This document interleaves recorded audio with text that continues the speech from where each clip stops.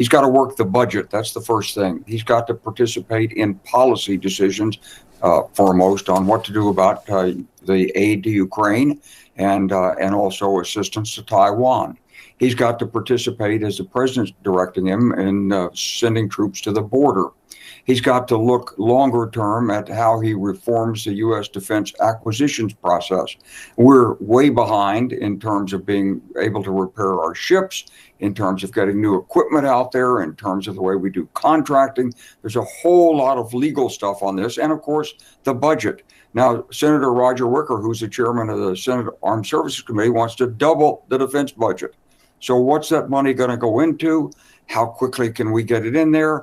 What about the strength of the armed forces and recruiting? The Army's down to 435. It's the lowest it's been. We know it's hard stretch to cover Asia and Europe and whatever's going to be required in Central America and on the border. So we've got multiple problems here. He's going to have some able assistance, not only from the uniform, but from the service secretaries and the Deputy Secretary of Defense. But it's going to be a very steep learning curve. It's going to be tough. Yeah. And he says he wants to bring peace through strength while he leads the Pentagon. We have heard that from military officials before. But what do you think that means under the Trump administration, peace through strength? I think it's going to be a real challenge because there are many in Congress, including Mitch McConnell and Roger Wicker, who believe you should double the defense budget. Well, the Democrats haven't supported this in the past. But if you also want to put in massive tax cuts or even extend the tax cuts that are supposed to expire next year that were put in by President Trump, what about the national debt? People are worried about the debt. What about social safety programs? How is all this going to work out inside the budget? And I think that's one of the real challenges that Secretary Hegseth will face, and also President Trump. And now I do want to go back to what our colleague Rafael Romo was reporting on, these deportation flights. And we saw the photos coming from the Trump administration. There are deportation flights. People are lined up that way. But what was striking about this with the military planes that they were boarding, what do you think about that? Well, I think it's probably not necessary, but it was a strong picture. And if you wanted a symbol to say, okay, the military is going to get in there, we're going to get these people out, that was the symbol. But in fact, normally you contract commercial aircraft, and it's cheaper. And the military aircraft they're more expensive, and they're in scarce supply, and they need maintenance. So I hope we'll move away from using the military aircraft for this. There's plenty of civilian aircraft that are available, just have to be contracted for. And what role does the military typically play when it comes to immigration? What's customary? Well, you might send military troops down to the border, and they might provide logistics support, intelligence collection, backup to the Border Patrol. But they're not going to be out there traditionally intercepting people trying to get across the border, because that violates the law that was put in after the Civil War called Posse Comitatus. So without the Insurrection Act being invoked, the military is not legally able to go in and police work or border work that's actually involved in the apprehension of civilians. So I understand there's 10,000 troops being mobilized. Right now, it seems that they're going to back up the Customs and Border Patrol. They're going to do logistics. They're going to take some of the administrative load, intelligence load off the Customs and Border Patrol. But that's the limit of it thus far. Yeah. All right. More to come on this. General Wesley Clark, thanks so much for your analysis. We appreciate it. Thank you, Jessica. Joining me now, Democratic Congressman from Massachusetts, our friend Seth Moulton. He is a member of the House Armed Services Committee. Congressman, always good to have you on the show. So let's get into this. I want your reaction to the Senate confirming Pete Hegseth as Secretary of Defense. And did your Republican colleagues take the accusations against him seriously? It's a sad day for our military, for our Department of Defense. We've never had a less qualified Secretary of Defense than Pete Hegseth. And he's not just unqualified because he has no experience running a large organization, because the last time he ran a nonprofit, he ran it into financial ruin. He's unqualified because he's morally unqualified to lead our troops, to tell our troops that it's worth risking their lives for things. He's someone who has consistently injected politics into our military, something that is sacred to the United States to keep separate. Military and politics don't mix. When I served with Marines in Iraq, it didn't matter what background they came from, what political party they voted for, who they liked to see in the next election. None of that mattered because lives were on the line. And yet Pete Hegseth has literally written the book on putting politics into the military.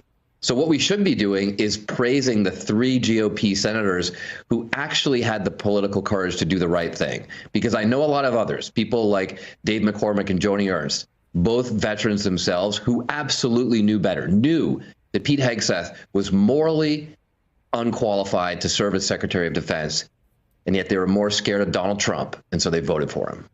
This from a man who was in the Marines. You did 4 tours of duty in Iraq. I'm curious, when you talk about those Republican colleagues that knew better, were there whispers admitting they knew better? But to your point, they were too afraid to go up publicly against Donald Trump. And let me also add that Pete Hegseth has denied all the allegations against him. So I want to go on the record for that. But did you hear Republicans say, we shouldn't be voting for him, but... Great. So Pete Hegseth is a good liar because he denies all these allegations. That's great. But yes, of course, there were whispers. I mean, Joni Ernst was public with her concerns. She said initially that she wouldn't support him. He presented no evidence to the contrary, nothing to really allay her concerns. In fact, as the confirmation process went forward, more and more allegations emerged along the same lines. Where there's smoke, there's fire here. It's not like one woman accused him of sexual assault. There were multiple allegations from multiple people, including people who he had relationships with. And yet Joni just caved. And that's really sad because I know her. I know she knows better. It was a very disappointing moment for me as a fellow veteran to see people put aside their principle, their political courage, just because they were afraid that Donald Trump would attack them in a primary. And that's what's going on here. That's exactly what's going on. Here's a question. It's a sobering one. If there is a military emergency, are you confident the new Secretary of Defense will know how to handle it? No, of course not. I mean, remember when Tammy Duckworth asked him about, just what are the Asian nations in ASEAN, an incredibly important organization in the South Pacific, because that's where the greatest threat of a war erupting is, over Taiwan, something that could literally start World War III. He knew nothing about it. He doesn't know anything about this stuff. He served a little bit in the military, sometimes in a reserve status, and he's spent a career trying to inject politics into our DOD as a Fox News commentator. All right. The reason why Trump wants someone like this in the Secretary of Defense position is because he can identify with someone who's a fellow perpetrator of sexual assault, who has no moral principles, someone whose loyalty is not to the United States or to the Constitution, but just to whoever gives him a job. In other words, Trump has found a stooge. That's what Pete Hegseth is. And that's not good for our troops.